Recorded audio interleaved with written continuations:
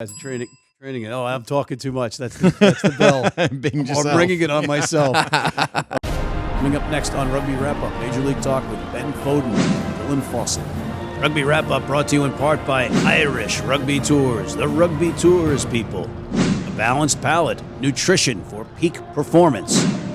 And the Pig and Whistle on West 36th Street, the world's best rugby pub.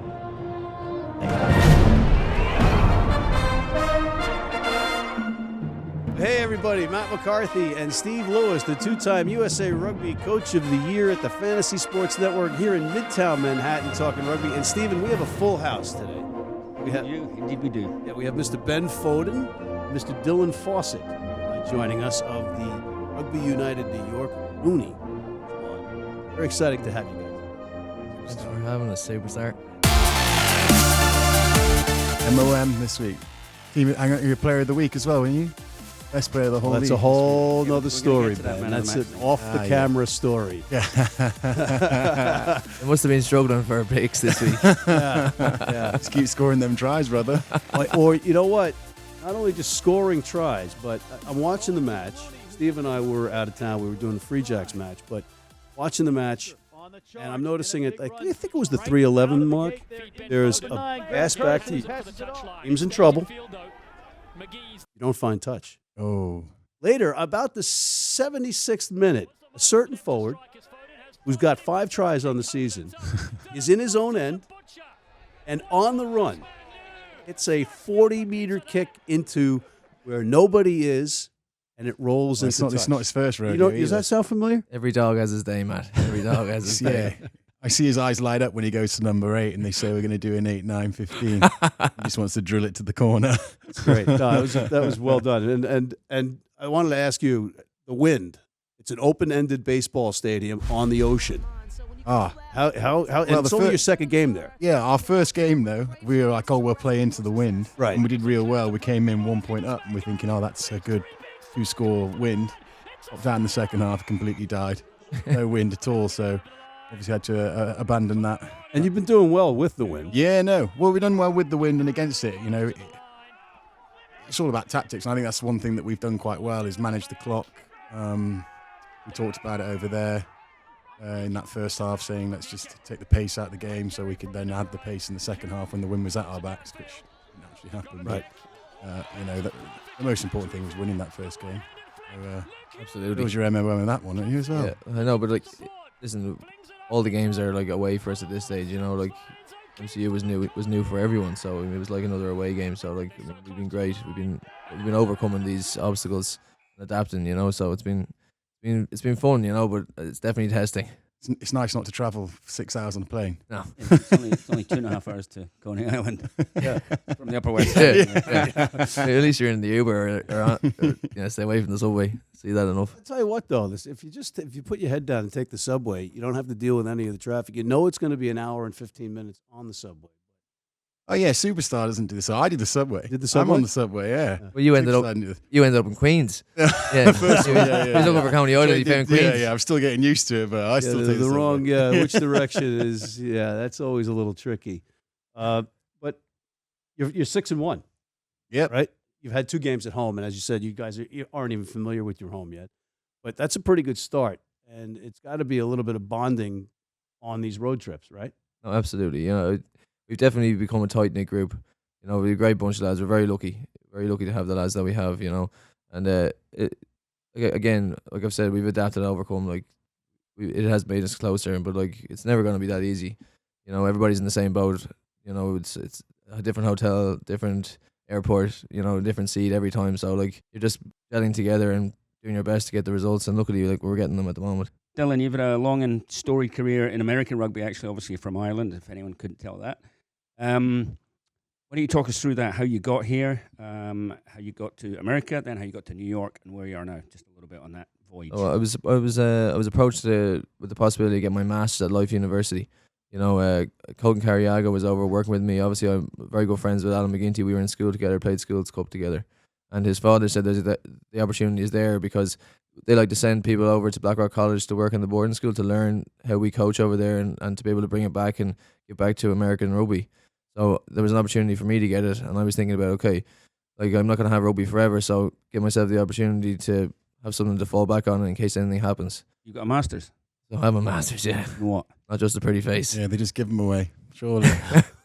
Exercise science Masters and in kinesiology, actually. I'll have you know. But yeah, no. So I got that there, and I did a lot of the coaching. I coached the collegiates, men and women, and the Atlanta Harlequins down there. So it was a great experience, and then played the men's team as well. So it was fantastic. Then you came to the Big Apple to play for New York All Blue. He's got it's all working back to Old Blue, Ben, and you're sitting in the New York Yeah. Rugby Club Listen, corner, I'm in between a rock and a hard place with Old Blue and Ayak. You are indeed. You I are. know You which can make one your did- debut soon. We'll sort it out. But yeah, but that was an integral part of I think your education. You worked with Marty Veal, right? Yeah, I did. I mean, Marty came down and did a camp during the summer, you know, and I got to know him, and he sold me on the whole Big Apple experience. But sure, like, you know, what's not to love? You know, they've written books, made movies, sing songs about the city. So, you know, it was really a hard sell at the end of the day. So it was great now to get the opportunity, and you know, Marty Veal and Brian Murphy have been fantastic.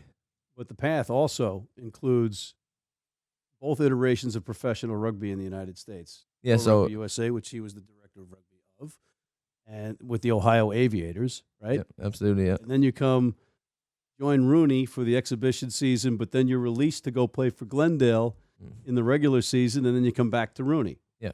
So was there any question about coming back to RUNY for you?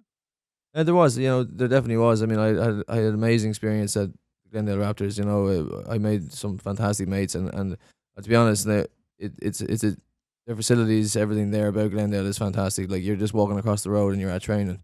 You know what I mean? Where compared to like you're hopping on 2 hour commutes here and back now. And I always say to anybody that wants to come to New York, it's not for the faint-hearted. You know, it's not an easy route, but like you'll work very hard for it, but you'll get 10 times back for what you put into it. So I mean, obviously, and then I was coming back to marry my wife, so it was there was no Good way reason. I was getting away with that. So we had it. So that was fantastic, and then we both decided that New York was the place for us. And obviously you heard that I signed. So Yeah. that was the nail in the coffin. You knew he was coming back. So Yeah. that Ben signed. I couldn't pass up the opportunity to play with such a superstar. Mate, exactly. You know what I mean?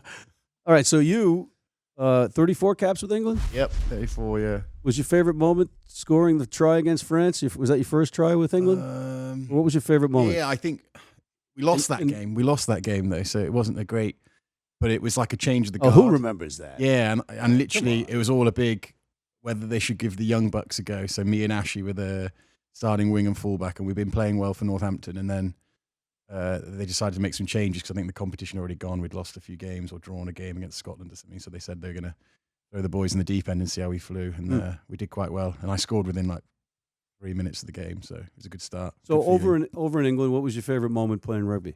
in England, Yeah. Weirdly, I always say that playing in the Heineken Cup for Northampton against Leinster, even though we lost, it was like one of those big dramatic games. We were 22-3, and then they nicked it from us. But the reason why I love that game so much is no one thought we'd win, or no one thought we'd make a competition of it. And we went undefeated through the whole competition. And everyone was saying we got the easy road, but there is no easy road into getting to a Heineken Cup final. And we nearly nicked the trophy out the back door. And we sort of ran out of... The great thing about that team is every week the same 15 players were named to play. I could reel them off now just from memory. And for us to stick it out, because the Premiership's so long and hard anyway. So, long season. Matches. And then to add all the Heineken Cup and the international rugby. And we had no sort of superstars either. We were all sort of finding our feet and growing together as a team and as players. So Samu Manoa on that squad? he wasn't. No, it was before him. Before that. Before him. It was the likes of Callum Clark had just come into the squad, and Tom Woods, Tonga Weir. Who's the other side of him? Mujati. Yeah, we had a good group of boys, and we all used to have a beer with each other after the game, enjoy each other's company. We were all quite young as well, so none of us were married. None of us had those sort of commitments, so we could sort of commit to each other in sort of having a good time. And they were my favorite. That was my favorite season, I think. Even though we didn't win any silverware, we sort of failed. What was your at each favorite other. season up until now? Because I know that you're Oh, gonna yeah, say, obviously. come on, this is This right, is why New I'm York here. City, Nueva York. Chasing more silverware, you see. Yeah. I want to go out on a high because I'm getting old, you know. I'm not as fresh as Butch over there. He's got a few more seasons to go. international honours and all that, World Cups. You've one or two more grey hairs. In the beard as well, man. I need to bust out the just for men, eh? Salt and pepper. I'd kill to have that problem. So how did you get here? Guys, hold that thought for 1 second. We're going to take a quick break, and we'll be right back with Dylan Fawsitt, Ben Foden, and Steve Lewis right after this. GSFF only happens once a year, so purchase your tickets today. For more information, visit www.gsff.org or download our app. Visit GSFF. If you're in New York City and want to watch some great rugby, have some great food, and some great times, go to the world's best rugby pub, the Pig and Whistle on West 36th Street.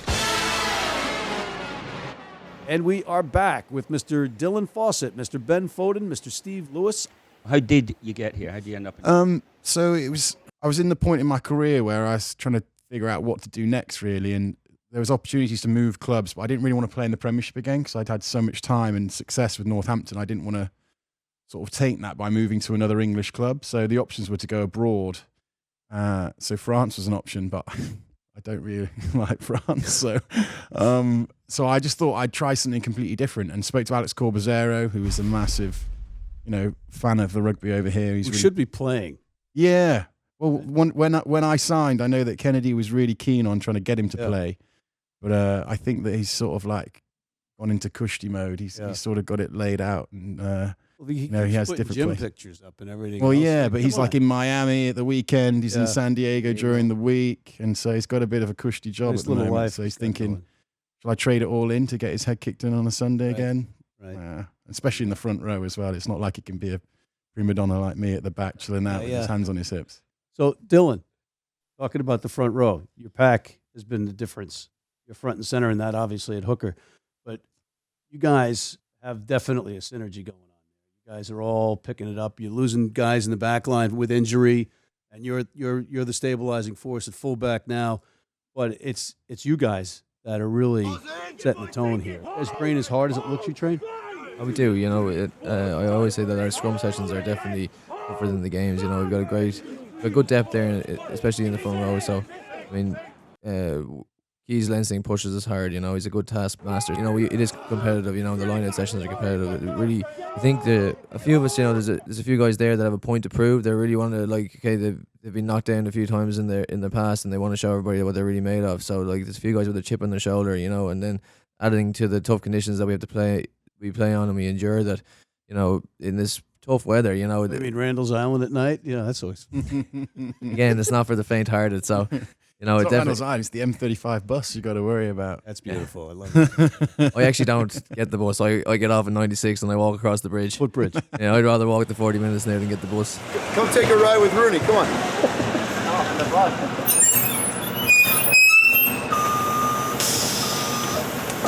You're a large enough man where we really don't have to worry about any unsavory characters on that footbridge going over there. But 20 years ago, brother, that was a whole different animal. Still better than that bus. That was not an elite athlete experience, let me tell you, or elite coach experience. That's great experience. But and getting back to the wind, the lineouts. I'm breaking your chops about the kick because the wind is incredible, right? And the same for you. I mean, you're deadly accurate on lineout throws, and people at home are saying, "Oh, well, there it goes," and I'm like, "Well, that's got to be the wind. It's got to affect the throws." Bit of both to it, I missed 2 lineouts early on in the game, and I was pretty, to be honest, but that's definitely on me. But the wind is different, the swirls there, and but again, the more games we get to play on that pitch, the more we're going to get used to it, and we'll be able to learn these tendencies, and it'll really become a fortress for us. He's been humble there. It's actually on me because I said to Dills before the game, I said, "Oh, there's a bit of a wind," and he said, "Don't say that because it'll get in my head, and then I won't be able to throw it." You're quite fortunate because in your pack you've got Nate Brakeley. He's a pretty good line-out operator. He's a fantastic line-out operator. Man of the Match awards, I believe. Yeah. Are you crediting a New York Athletic Club guy? Of course. Holy We're all in this together now. United. We are united. You see, unite the empire. But back to the point, Nate is a good line-out operator, right? He's got a couple of those Man of the Match awards. And well deserved. He's been fantastic. He's been really there at the forefront. He's a great man. He is. No, listen, I enjoy driving more. Not as much as this man because he's got like 5 tries now. I think he's our leading try scorer off the back of it. But it is the rock of our game at the moment. Putting ourselves in those positions, and we know that when it comes to it, especially in our first home game when we were playing with a minute left. Yeah, we know that's what we go to. Yeah, and deals with. You guys certainly saved it for that last drive there. Well, that's what we like. Just keep fannies in the seats, right? Exactly. We write the script. It's all scripted. We could have won it by 40, 50 points, but we just wanted to keep everyone there. Yeah. I think on the back of that there, I think we struggled to get bonus points. It's probably the reason why we're not at the top of the table right now, because we didn't get the bonus points at the start. The first 3 games really affected us there, so we decided, okay, we put a big emphasis on trying to get this maul going and our set piece, like our scrum time. So we're backing ourselves to either go for a scrum or go for the corner instead of taking the points now. We know that bonus points are so crucial now when it comes to playoffs. Most annoying teammate? Parry. By a mile. Anthony Parry. By a mile. Really? By a mile. He warmed up in shades the first game we played in San Diego. I run out and see this guy wearing his sunglasses warming up, listening to music. I was like, this guy's a different level.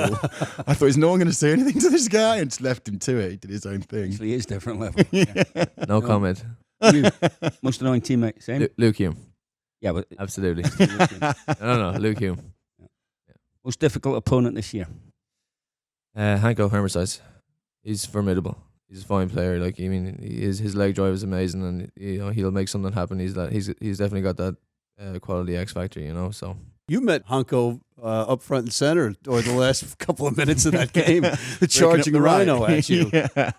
Well, listen, I'd rather one of those than the 15 who did me and left me for dust. So I'd rather. I was going to bring that one up. Yeah, I'd rather a rhino, because at least I know what he's going to try and do, and I just got to get in the spokes. It's just not being brave, isn't it? Really, with a big guy like dusted, but what was it, Takedo Simpson? Right? Yeah, he dusted me. Yeah, there were more than one person really that got annoyed dusted at that by as him well. on that play, though. Yeah, right. But you get props for taking that head-on collision with that freight train coming at you. You see, missing the 15 drives me more mad. 1, because he's my opposite number. Yeah. 2, that is like what I pride myself on: open field tackling, and I planted my feet, which I never do. I normally try and stay alive, especially when there's like 40 meters to the line. Yeah. And try and back my pace to sort of run him down. But I just made a schoolboy error, planted my feet. He did a good left foot step, and off he goes. A couple of opponents that have impressed you that you didn't know this season? To be fair, I didn't really know what to expect from the league. And I've been impressed with all teams. They've all got, game breakers, which is awesome, because I think that so many teams, especially in the Premiership, just value their defence, and you get guys who just do things ordinary and can get away with it. Whereas in this league, there are guys who can do something out of nothing. And there's guys in our team that can do it, like Connor Wallace-Sims, like Hume, and I love that in rugby, because that's what rugby's all about for me, being able to score tries from anywhere in the field. And we scored a beauty at the weekend. Oh, that great play with Petri's behind the back pass to Hume, and then the Hume. thing is, Mark O'Keefe said, let's not do this because it's risky. And then he's the guy who ends up scoring in the corner. And I'm just like, that's just no justice in the game at all. Absolute cowboy. Champagne rugby, as they say. Right? Who's easier to understand, Dylan or Kees?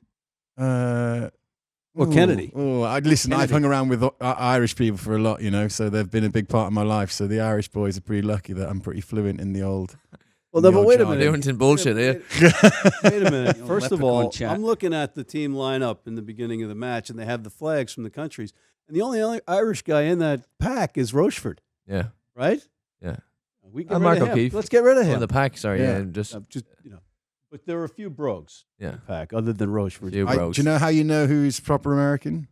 Whoever sings the national anthem. You see, I sit there quietly and I just listen to see who's mumbling it or mouthing it. Yeah, respectfully, of course. But then you can hear the. All right, so now we're going to bring up. We're going to point out that you're not singing the anthem from now on. That's what we're going to do. Yeah, get it close just to Look see. Look at Foden not singing. He's taking our money and not singing the anthem, folks. This guy right here. He'll be doing it the next time. I guarantee you that. He'll be doing it this weekend in Austin. We'll be having a class later on. Okay, cool. But we're running out of time, unfortunately, on this segment, and I got a couple of questions from the clubhouse, guys, for you too. Okay. From your teammates. Oh. Okay. So first up. And we're going to call these questions from sources unknown because they don't want to be. They want to be anonymous. Should we guess who they're from? You can. Dylan, why do you call Gary Gold, the head coach of Team USA, Dad? he is my daddy. He's the boss man. Whatever daddy says, daddy I'll do. He's also a hooker, yeah. Right, so there's that synergy. Right? Absolutely, yeah. Absolutely, yeah. Okay, that was one. Why do you have the diet of a 12-year-old at a birthday party, and what's with you and Twinkies? So I've only just come accustomed to Twinkies. They've literally only come into my life like in the last 2 or 3 weeks. It's America. Yeah, exactly. And they're like, I see them on all the TV programs, and it's what great countries are built on. Good snacks. So it's culture. Oh yeah, I love it as well. Who doesn't like Twinkies? Like Income culture. cream, good, cake, good. Couldn't. I do have an awful diet. It's notorious though. I've never had a good diet. Imagine the athlete I would have been if I did have like a really good diet. That's great. What's the fortress? Fortress. Yeah, you have a fortress? I do. What is to explain that? Fortress is up here, Matt. Oh. I mean, very hard to break down that fortress. When you get in there now, it goes to mush. But Like if you say before the game it's windy. exactly. Don't it's say tough that. to crack that fortress. I'm just. My follow-up, because I thought it was going to be about your apartment. What's the thing about you will not walk around your apartment unless you have shoes on? I'm not very comfortable walking around barefoot. Yeah, I never do it. I have the shoes by the bed. Beach? No, I really don't like the sand on my feet.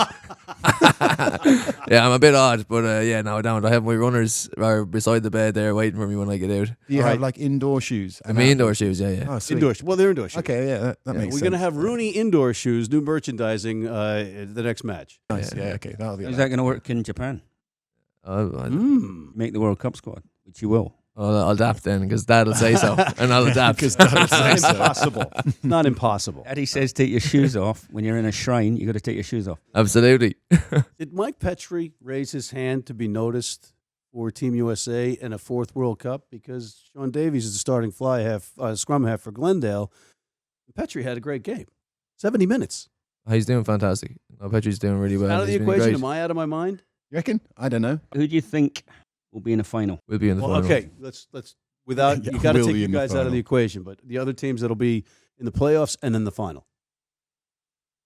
From what I've experienced so far, I reckon that Toronto will make a late run for it. Seattle are obviously the only ones we've come unstuck against, so they've got to be up there. But we'll definitely be in the final. Pretty confident. Well, who would you say? Where are San Diego and Glendale in this? And NOLA. Well, I think San Diego, Glendale, I think might struggle. But like, I think I'd like to us to finish top, Glendale to finish fourth, me Glendale in the semi-final. But I think Seattle and Toronto are going to make a good run as well. All right, so Ben, as a bald guy, the hair getting the eyes. How many times has it impacted matches this year? Not at all so far. No, honestly, I might tie it back if it gets a little bit longer because it could. No, I'm literally tempting fate by just keeping it this son long. of you dirty name. Rub it in. I went scruffy today.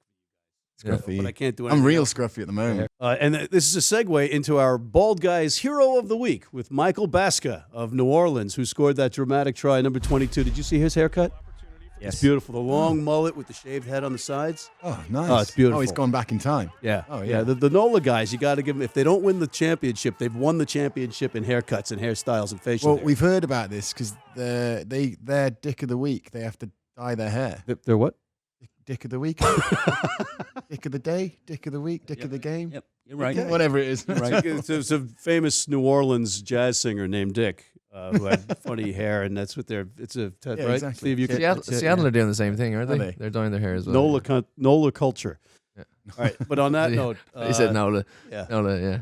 Yeah, let's segue out of the show with that one. Mr. Ben Foden, Mr. Steve Lewis, and Mr. Dylan Fawsitt. Thank you, gentlemen, on their behalf. I'm Matt McCarthy at the Fantasy Sports Network, Studio 34 in Midtown Manhattan for Rugby Wrap-Up. Signing off.